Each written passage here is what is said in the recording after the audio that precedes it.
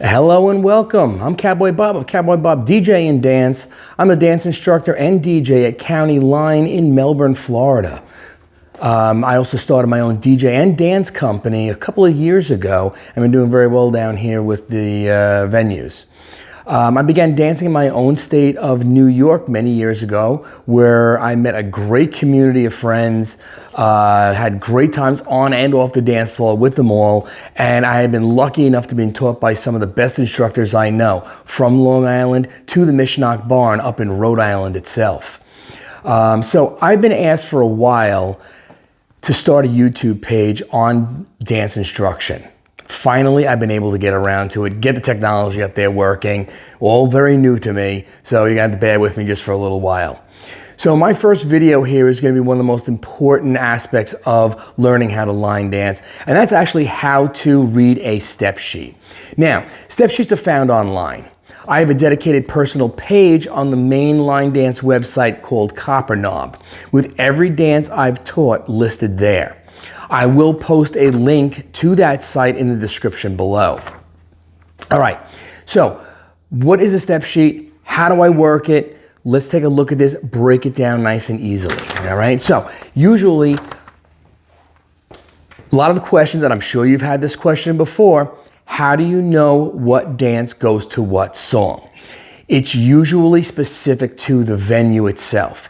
Every venue will use a specific dance to their songs. Some of these dances will go to multiple different songs depending on the beat and the tempo associated with them. If they match, they can be used. Blue Note, for an example, can go to a multitude of different songs. We utilize them all the time over in County Line, and I enjoy that because it keeps the dance fresh. If you're listening to the same song over and over and over again, kind of gets tiring, you don't want to do it anymore, and you lose interest. So I like to keep things fresh by changing up that music associated with the dances that we continue to use. So let's take a look at these sheets here. This is going to give you an overview of what a step sheet is. So on the top of the step sheet, it's going to tell you the name of the dance itself. That's dependent on your venue. So I would ask your instructors or ask the people that are dancing there, what dance goes to the song that you like so much. It's also going to give you the count of the dance, how many counts are in that specific dance, how many walls, and the difficulty level of that dance itself, whether it's a beginner, intermediate, or advanced dance. It's also going to give you the choreographer's name and the music that it goes to, as well as any alternatives in there also. So, as it comes down here into the main body of your step sheet, this is going to break the dance down into sections, and it's usually 8 count sections. And for a 32 count dance, you would have 4 8 count sections here. So what that's going to do for you now is it's going to give you an overview for each section of what you're going to perform for that 8 count.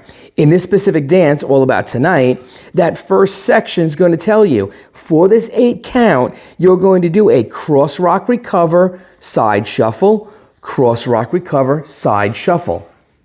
All good and well. What's that mean though? How do I do it?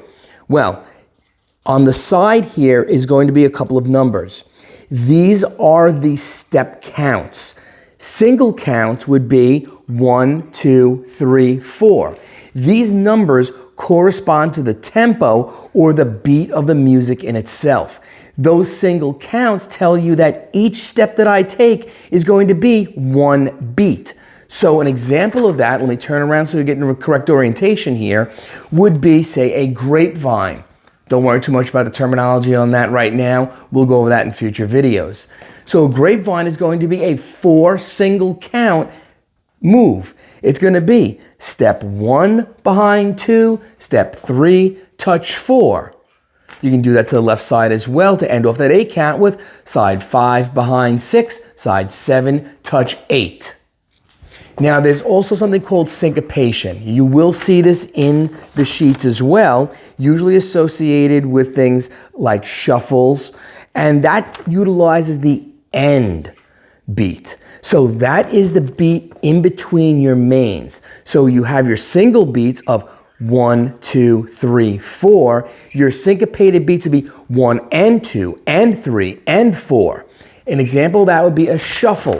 So if you look at what the shuffle would be, it would be shuffling forward 1 and 2, 3 and 4, 5 and 6, 7 and 8. So you're gonna have more movement associated with syncopation than you would just a single count in itself. So inside here, this is going to break it down into smaller increments even further. So counts 1 and 2, or beat 1 and 2, it's going to tell you what to do exactly with your feet. It's going to say, cross rock your left over your right, and then recover on the right. So let's put that into reality here. We're going to start off then with, if we're going to use that left foot, we have to start with weight on our right. So you're going to cross that left over your right for 1, recover weight for 2. See, it shows you exactly what you need to do for this dance.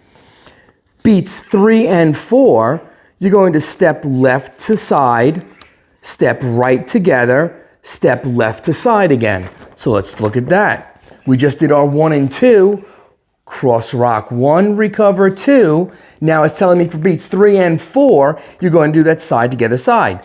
Left side together right, left side. So once you get that down and you start doing it, practice a couple times just in that section. So let's just try that first 4 counts in itself, how it's written. So we're going to rock 1, recover 2, shuffle 3 and 4. Trying to say this out loud is very beneficial as well. It kind of puts into memory what you're doing with your feet and kind of gets you to stay on beat also. So continue to do that. So once you get through that first 8 count here, you'll move on to your second 8 count. You'll try that second 8 count, and once you get that memorized, you're going to add it to that first 8 count. So you're then doing the first 16 counts of that dance. You'll continue that through learning the third part, adding that third part in, and then learning that fourth part and adding that in, thereby completing the whole entire dance. What you want to do with that then is try to marry that to the music. Now what I like to try and do is listen to the music itself without movement, without dancing. I'll sit down on a chair somewhere, listen to the music. I will look at the step sheet, look at how it is numbered out. 1, 2, 3 and 4, 5, 6, 7 and 8. And I will try to match that tempo, that pattern to the beat of the music itself. So say if I'm listening to All About Tonight by Blake Shelton, what I'm going to do is when the music starts, I'm going to look at it and say, okay, 1, 2, 3 and 4, 5, 6, 7 and 8. And I will go through the entire music like that, just getting that timing down so it's not so foreign to me when I'm trying to put the dance steps to the music itself first. It kind of gives me a chance to learn what the music's doing, so I'm not focused so much on that and not the dance steps. So it kind of helps out a little bit with that, if you understand what I'm talking about there.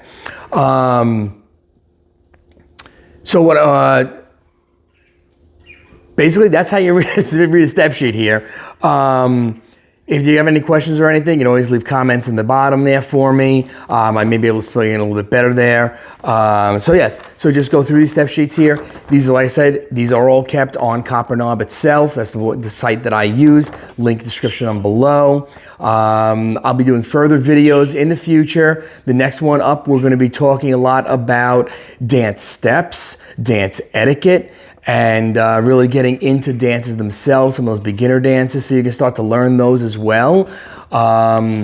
We'll be discussing some of the terminology associated as well, so you know what I'm talking about when I'm talking about lindies or grapevines and things of that nature. So press the like button if you like this. Subscribe as well, so you can get further notifications for content that will be coming up shortly. And I hope you guys have a great day. Get out there, find out what you're doing at your venue, learn some of these, and get out on the floor and enjoy yourselves. Thank you very much, and hope to see you guys later soon. Bye-bye.